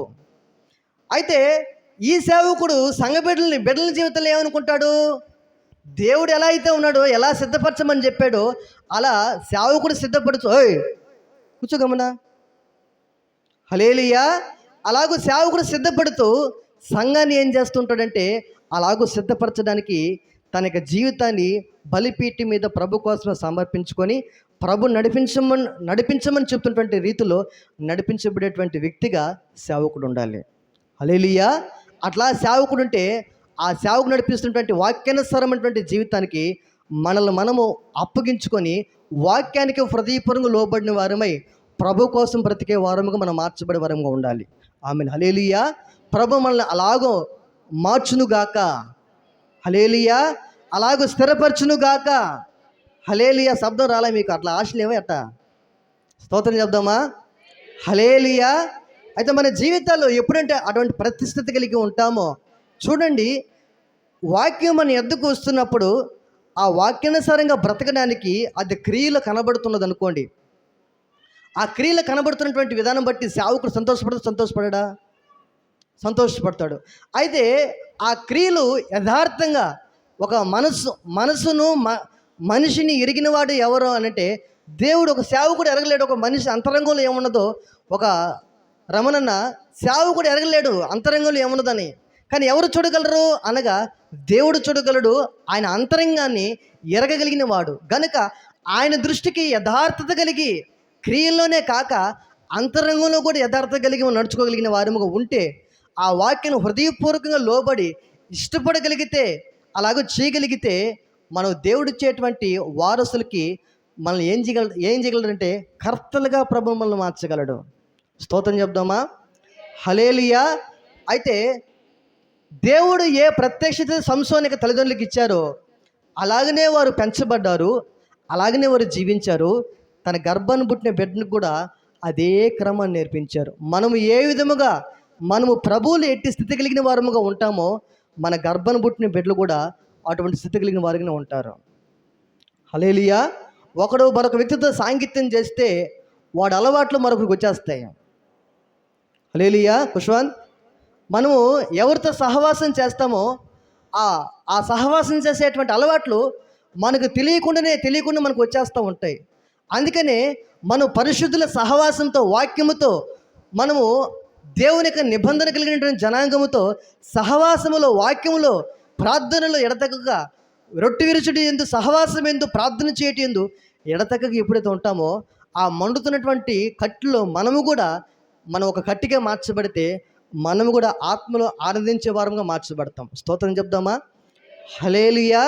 అట్లయితే నువ్వు అట్లా మార్చబడలేకపోతున్నావు అనంటే, అది నువ్వు అనుభవించలేకపోతున్నావు అనంటే నువ్వేం చేయబడలేకపోతున్నావు అంటే నువ్వు ఇష్టపడలేకపోతున్నావు ఆ జీవితం చేయడానికి. కనుకనే నువ్వు ఆత్మ సంబంధముగా కట్టబడలేకపోతున్నావు, ఎదగలేకపోతున్నావు, నిరసిల్లిపోతూ సమస్యలిపోతూ ఏం చేయబోతున్నావు అంటే బలహీనపడిపోతూ ఉంటున్నావు. అయితే సంసోను యొక్క తల్లిదండ్రులు ఎట్టి స్థితి కలిగి ఉన్నారో అట్టి స్థితిని సంసోను నేర్పించారు. కానీ తన జీవితకాలం వివాహ వయసు వచ్చేసరికి ఆ ప్రతిష్ఠితుల నుండి ఆ సమర్పణల నుండి ఆ జీవితంలో నుండి పడిపోయిన వాడుగా సంసోను ఉంటున్నాడు. ఒక్క దెబ్బ తిన్నాడు, మరల వెనుదిరగలేదు. ఇప్పుడు దానికి మించిన కీడికి ప్రతికీడి చేస్తూ వేశ్య చేర్చబడ్డాడు. ఆ చేర్చబడిన కారణాన్ని బట్టే సంసోను జీవితంలో ఏం చేయబడిందో తెలుసా? ఏ కన్నులతో అయితే చూచి వేశ్య యొద్దకు వెళ్ళి చేర్చబడ్డాడో తన కనులు ఏం చేయబడ్డాయి తెలుసా? అదే 16వ అధ్యాయంలో చూడండి, 21వ వచనం లేదా 20 నుంచి చదువు. ఆమె సంసోను ఫిలిష్తీయులు నీ మీద పడుచున్నారు అనగా అతను నిద్ర మేలుకొని ఎప్పటి ఎట్టు నేను బయలుదేరి విడజమ్ముకుందును అనుకోనేను. అయితే యెహోవా తనను ఎడబాసినని అతనికి తెలియలేదు. హల్లెలూయా. యెహోవా అతని ఎడబాసెను అన్న సంగతే ఎవరో తెలియలేదు. ప్రతిష్ఠించబడి సమర్పించబడి నాజరు చేయబడి ఎన్నుకోబడినటువంటి సంసోనికి తన దేవుడు అనేటువంటి యెహోవా ఆత్మ అతన్ని అతన్ని విడిచిపెట్టినని సంసోనికి తెలియలేదంట. మనము కూడా ఆత్మ సంబంధంగా కట్టబడుతున్న వారమా ఆత్మ సంబంధంగా దిగజారిపోతున్నామా అనేది అర్థం కాని పరిస్థితుల్లో ఉన్నాం. కారణం ఏంటంటే మనం ఏం చేస్తున్నాము, ఏం పర్వాలేదులే అనుకొని దేవుని యొక్క వాక్యంలోనికి చేతబడుకొని దేవుని మందిరానికి వస్తున్న మన జీవితాల్లో ఆత్మ సంబంధంగా మనం పడిపోయామా, ఆత్మ సంబంధం మనం దిగజారిపోయామా, లేకపోతే ఆత్మ సంబంధంగా మనం ఎదుగుతున్నామా అన్న సంగతే ఎరగలేని స్థితిలో ఇది నా క్రైస్తవం ఉన్నది. హల్లెలూయా. గట్టిగా చెప్దామా? రేయ్ గట్టిగా చెప్పరా? హల్లెలూయా చెప్పినప్పుడు హల్లెలూయా చెప్పుకుని ఎక్కడ చూస్తున్నావు నువ్వు? స్తోత్రం చెప్పు. హల్లెలూయా. క్రైస్తవ విధానం ఎలా అయిపోయింది అంటే, నీవు ఆత్మ సంబంధమైన వ్యక్తులు, ఆత్మ సంబంధమైన విధానం నడిపించబడుతున్నావా, లేకపోతే ఆత్మ సంబంధంగా దిగజారిపిన స్థితిలో ఉన్నామా అన్న విషయమే ఎరగలేని స్థితిలోనికి వచ్చేసింది. సంసోను కంట యెహోవా ఆత్మ ఎడబాసినన్న సంగతే అర్థం కలదంట. 21. అప్పుడు ఫిలిష్తీయులు అతన్ని పట్టుకొని అతని కన్నులను ఊడదీసి గాజాకు అతన్ని తీసుకొని వచ్చి ఎత్తడి సంఖ్యల చేత అతన్ని బంధించిరి. అతడు బందీగృహంలో తిరగలి విసురుడాయను. హల్లెలూయా. ఏమైపోయాడంట? ఫిలిష్తీయుల చేతుల నుండి ఇశ్రాయేలు ప్రజలు విడిపించబడవలసినటువంటి ఈ సంసోను ఏ కన్నులతో ప్రతిష్ఠించబడి ఏ నిబంధన జీవితాన్ని ఆ ప్రభు కోసమే ప్రతిష్ఠించబడి నడిపించబడవలసిన ఈ సంసోను ఏ కన్నులతో ఏ స్థలానికైతే వెళ్ళకూడదో ఆ స్థలానికి తన యొక్క అడుగులు వెలగున్న స్థలానికి వెళ్ళాయి. ఏ చూపులైతే చూడకూడదో సంసోను ఆ చూపులు శత్రు సైన్య సమూహమైనటువంటి ఫిలిష్తీయుల స్త్రీ వైపు సంసోను కన్నులు వెళ్ళిపోయాయి. ఏ జనాంగంతో నిబంధన చేయకూడదో, ఏ జనాంగం నుంచి ఇశ్రాయేలు ప్రజలు విడిపించాలో వారిని విడిపించక నిబంధన చేయగుణ్ణి, సాంగత్యము చేయగుణ్ణి, సహవాసం చేయగుణ్ణి జనాంగంలోనికి సంసోను వెళ్ళిపోయాడు.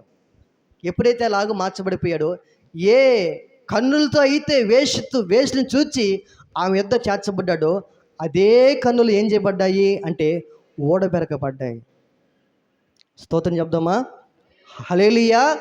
మొదట ఫిలిష్తీయుల యొక్క స్త్రీని చూసినప్పుడే తల్లిదండ్రులు చెప్పారు, అయ్యా ఇది నీకు తగదు, ఇది నీకు సరైనది కాదు అని చెప్పినటువంటి తల్లిదండ్రుల జీవితంలో ఆమె నాకు ఇష్టమైంది కనుక, నాకు ఇష్టమైనదే నాకు మనసు వచ్చింది నేను చేయగలుగుతాను, దాని నుంచి నా మనసును మార్చుకునని నేను కోరిందే నాకు కావాలనుకొని కోరి మెచ్చి ఇష్టపడి తెచ్చుకున్నటువంటి సంసోను జీవితంలో ఆమెతో ఎక్కువ కాలం గడపలేకపోయాడు. సంసోను విడిచిపెట్టి కోపంతో వచ్చేవలసిన పరిస్థితి వచ్చింది.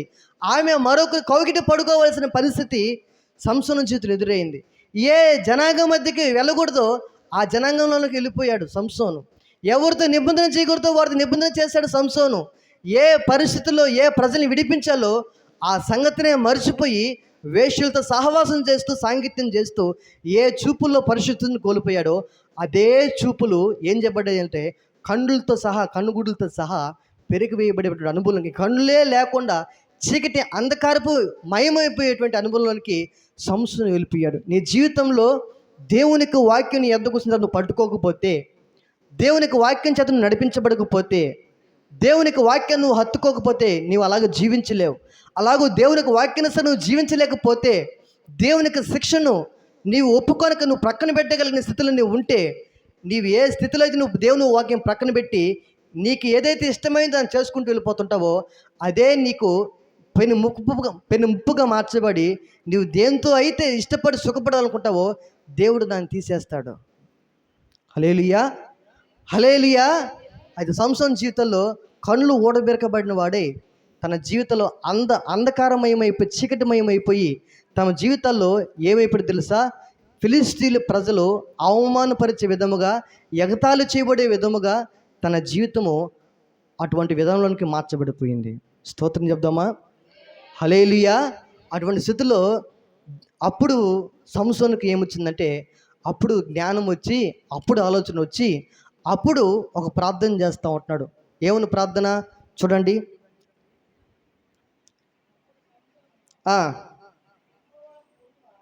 28వ వచనం, లేకపోతే 26 నుంచి చదవమ్మా.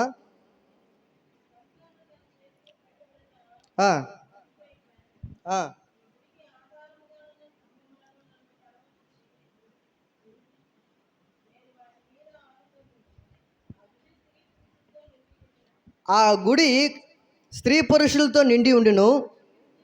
ఫిలిష్తీయుల సర్దారులందరూ అక్కడ ఉండిరి. వారు సంసోను ఎగతాళి చేయగా గుడి కప్పు మీద స్త్రీ పురుషు రమారమి 3,000 మంది చూచుచుండిరి. అప్పుడు సంసోను, యెహోవా ప్రభువా, దయచేసి నన్ను జ్ఞాపకం చేసుకొనుము. దేవా, దయచేసి ఈసారి మాత్రమే నన్ను బలపరచుము. నా 2 కన్నుల నిమిత్తము ఫిలిస్తీన్ ఒక్కమారే దండించి పగ తీర్చుకొననిమ్మని యెహోవాకు మొర్రపెట్టి, ఆ గుడికి ఆధారంగా ఉన్న రెండు మధ్య స్తంభములు ఒకదాన్ని కుడి చేతను ఒకదాన్ని ఎడమ చేతను పట్టుకొని, నేనును ఫిలిస్తీన్లను చనిపోదుముగాక అని చెప్పి బలముతో వంగినప్పుడు ఆ గుడి ఆ సర్దారుల మీదను దానిలో ఉన్న జనులందరి మీదను పడిను. మరణ కాలమున అతడు చంపిన వారి శవముల లెక్క జీవితకాలమందు అతడు చంపిన వారి లెక్క కంటే ఎక్కువాయెను. హల్లెలూయా, హల్లెలూయా. నా వైపు చూడండి, స్తోత్రం చెప్దామా? హల్లెలూయా. సంసోను ఎప్పుడు ప్రార్థన చేసేటువంటి వాడుగా ఉంటున్నాడు. సంసోను అని అంటే, తన కన్నులు ఓడబెరకబడిన తర్వాత, ఎగతాళిగా మార్చబడిన తర్వాత, తన జీవితము అంధకారంగా మార్చబడిపోయిన తర్వాత, తన జీవితము గందరగోళ పరిస్థితులుగా మార్చబడి అంతా వ్యర్థమైపోయిన తర్వాత, నష్టపరుచుకున్న తర్వాత, తన జీవితంలో మిగిల్చడానికి కొంతైనా లేక తన జీవితకాలం అంతయు ఫిలిస్తీన్ల చేత చిక్కబడిపోయి, శత్రు సైన్యం చేత చిక్కబడిపోయి, ఎగతాళి చేయబడుతూ 2 కళ్ళు పెరగబడుతూ అంధకారం ఉన్నటువంటి సంసోనికి అప్పుడు బుద్ధి వచ్చి ఏం చేస్తాడంటే, పశ్చాత్తాపంతో కూడినటువంటి ప్రార్థన చేస్తూ ఉంటున్నాడు. హల్లెలూయా. ఏమని? నా దేవా యెహోవా, ఇదిగో ఒక్కసారి మాత్రమే నన్ను పగ తీర్చుకొని నిమ్ము. ఇదిగో ఈ యొక్క ఫిలిస్తీన్ల చేతుల నుండి ఈ ఒక్కసారి పగ తీర్చుకొనమని యెహోవాకి ఏం చేస్తున్నాడంటే ప్రార్థన చేస్తూ ఉంటున్నాడు. హల్లెలూయా. స్తోత్రం చెప్దామా? హల్లెలూయా. దేవుని వాక్యం ఏంటంటే, ప్రియ సహోదరుడా, సహోదరి, మన జీవితాల్లో దేవుడు మనల్ని హెచ్చరిస్తున్న పరిస్థితిలో ఆ హెచ్చరికను అనుభవపూర్వకంగా, దానిని హృదయపూర్వకంగా, ఆ శిక్షకి మనం లోబడుతూ హృదయపూర్వకంగా దేవునికి వాక్యం లోబడేటువంటి అనుభూతులు మనం ఉన్నామా? లేకపోతే నా ఇష్టము నా జీవితము అని మనం ఇష్టానుసారంగా జీవించేటువంటి అనుభూతులు మనం ఉన్నామా?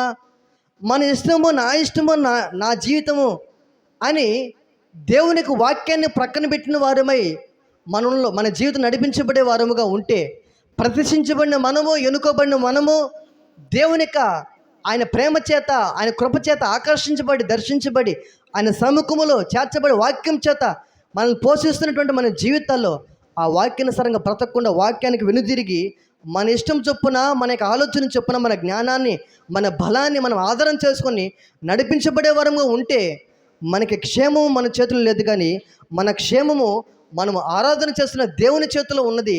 అయితే ఆయన దృష్టికి మనం నీతిమంతులుగా తీర్చబడి, ఆయన ఇచ్చేటువంటి శిక్షకు మనం తర్ఫీదు చేయబడుతూ అనుభవపూర్వకంగా నేర్చుకునే వారంగా ఉంటే, ఆయన కృప ఎన్నటికీ మనం దూరం చేయక, మరువపడక ఆయన సదులు నిత్య ఆనందాన్ని అనుభవించే వారముగా ప్రభు మనల్ని మారుస్తాడు. హల్లెలూయా.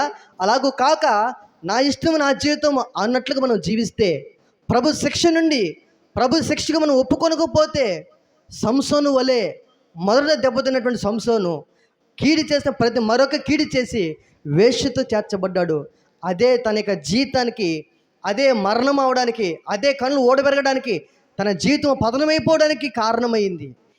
దేవుని వాక్యం పెట్టిన మనము వాక్యంతో ప్రభు మనతో మాట్లాడుతుంటుండగా మనము ఏ పరిస్థితుల్లో ఉంటున్నాం? సంసోను వలె ప్రభు మనల్ని హెచ్చరిస్తున్నప్పుడు హెచ్చరికను నిర్లక్ష్యం చేసే వారంగా ఉన్నామా? లేకపోతే ఆ హెచ్చరిక మన ఎదుకు వచ్చినప్పుడు దాన్ని హృదయపూర్వకంగా గ్రహించిన వారమై, హృదయపూర్వకంగా లోబడిన వారమై, దానికి ఒప్పుకొని ఇష్టపడే వారంగా ఉండగలిగితే, మరలా సంసోను ప్రార్థన చేసినటువంటి ప్రార్థన కనికర కలిగిన దేవుడు మరలా విని ఒక్కసారి పగ తీర్చుకోవడానికి సంసోనుకు అవకాశం ఇచ్చాడు. హల్లెలూయా. సంసోను ఎప్పుడు అవకాశం కోరాడంటే, అంతా అయిపోయిన తర్వాత అవకాశం కోరాడు. అయితే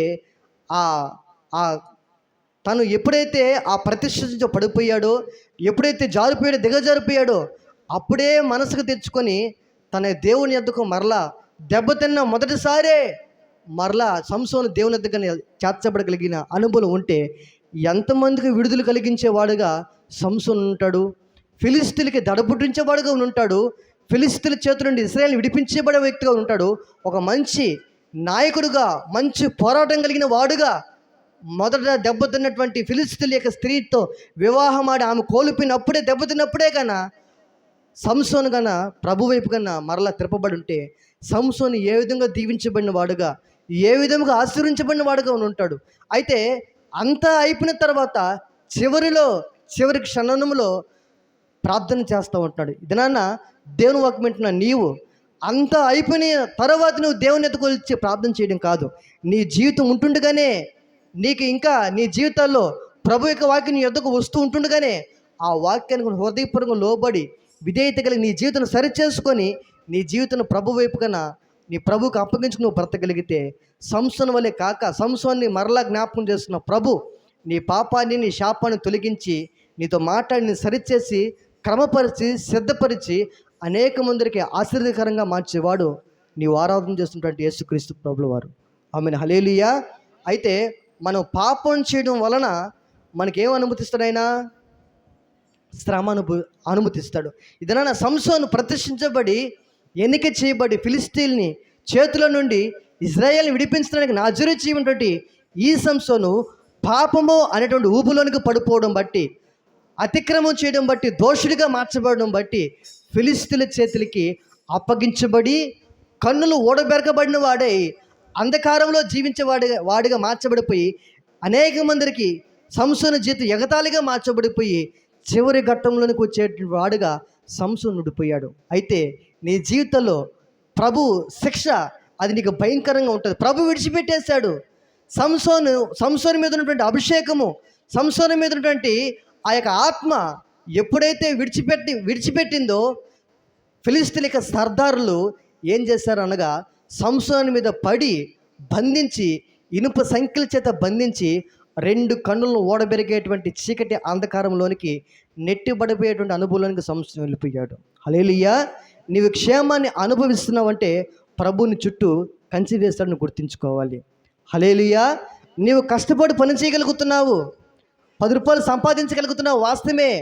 అయితే ఆ సంపాదించడానికి బలం అనుగ్రహించిన వాడెవరు? దేవుడు. హల్లెలూయా.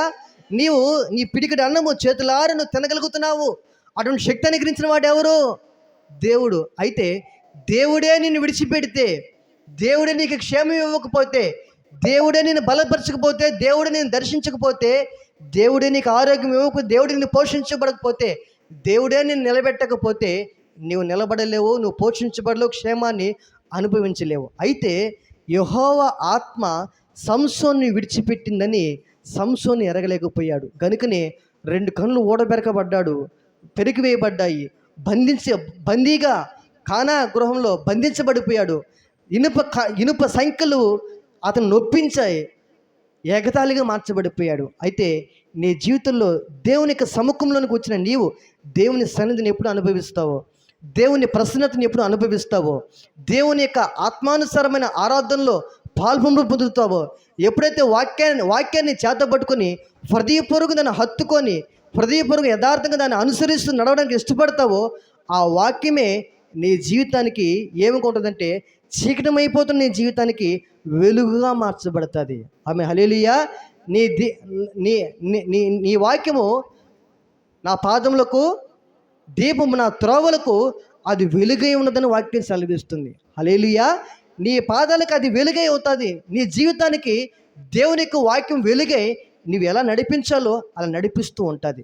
అయితే సంసోనికి పాపం చేయడం వల్ల సంసోను బంధించబడిపోయాడు, 2 కన్నులు ఓడబెరకబడ్డాయి, మరి ఎగతాళిగా మార్చబడిపోయారు. అయితే ఎప్పుడైతే మరలా ప్రభు సమ్ముఖమునికి వెళ్ళి పశ్చాత్తాపంతో ప్రార్థన చేశాడో, ఆ ప్రార్థన కూడా ప్రభు నిర్లక్ష్యం చేయక, అలక్ష్యం చేయక ప్రభు జ్ఞాపకం చేసుకొని సంసోను చేసిన పాపం అంతటిని క్షమించి మన్నించి హృదయపూర్వకంగా దైవ చిత్తానుసారమైన దుఃఖము రక్షణార్థమైన మారు మనసును కలుగు చేయును అని వాక్యంలో రాయబడినట్లుగా పశ్చాత్తాపంతో దుఃఖముతో సంసోను హృదయపూర్వకంగా మరలా దాన్ని ప్రార్థన చేశాడు. కనుక ఆ ప్రార్థన ప్రభువు ఆలకించి క్షమించి మన్నించి ఏదైతే మనవి చేశాడో ఆ మనవి ఆలకించి బ్రతకాలని కోరుకోలేదు, జీవించాలని కోరుకోలేదు, మరలా కనులు కావాలి ప్రభు అని కోరుకోలేదు. కానీ ఏదైతే దేనికోసమైతే ఎన్నుకోబడ్డాడు సంసోను, అది మర్చిపోయి జీవించిన జీవితంలో మరలా అదే విషయాన్ని జ్ఞాపకం చేసుకుని ప్రార్థన చేయడం వలన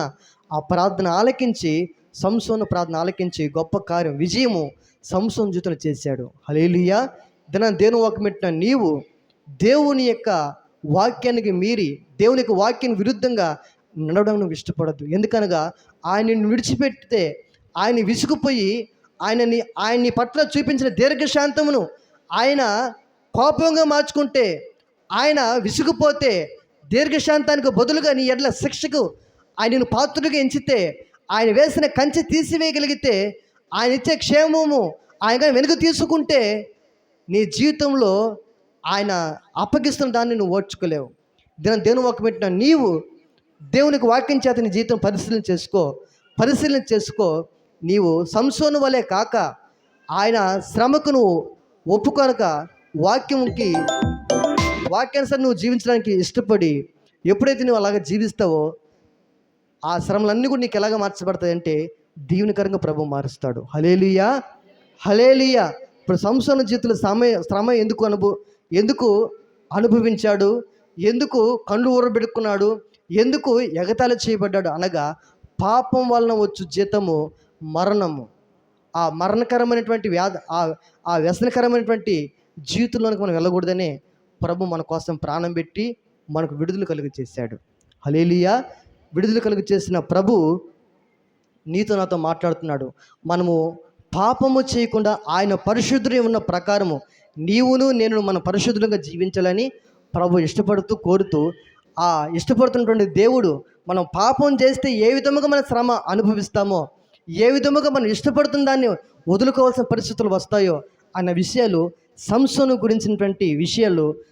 గురించి ప్రభు మనం తెలియపరిచాడు. అయితే మనం ప్రభు వాక్యానికి మనతో మాట్లాడుతున్నప్పుడు ఆ వాక్యానికి మన హృదయపూర్వకంగా లోబడి వాక్యానుసారంగా జీవించగలిగితే ఆ వాక్యమే మన జీవితానికి వెలుగుగా మార్చబడుతుంది. మన త్రోవకు వెలుగుగా మార్చబడి నడిపించబడవలసినటువంటి త్రోవలో ఆయన వాక్యములు నడిపిస్తుంది. ఆమేన్, హల్లెలూయా. అటువంటి అనుభవంలోని మనం ప్రభువును నడిపించును గాక. ఇంకా 2 విషయాలు ఉన్నాయి. ఇంకా 2 విషయాలు మనం చదువుకుంటే ధ్యానం చేస్తే మరి ఇంక 2 గంటలు అయిపోతే కనుక ఈ వాక్యాన్ని ఈ మొదటి విషయంతో మనం ముగించుకుంటూ లేచి నిలబడదాం. చివరి ఆశీర్వాదాన్ని తీసుకొని మరి ప్రార్థన చేసుకుంటూ తదుపరి ఈ కుటుంబం ముగించుకుందాం. లేచి నిలబడదాం. మన వినికిడిలో ప్రభు ఈ మాటలను దీవించి ఆశీర్వదించును గాక. ఫలింపు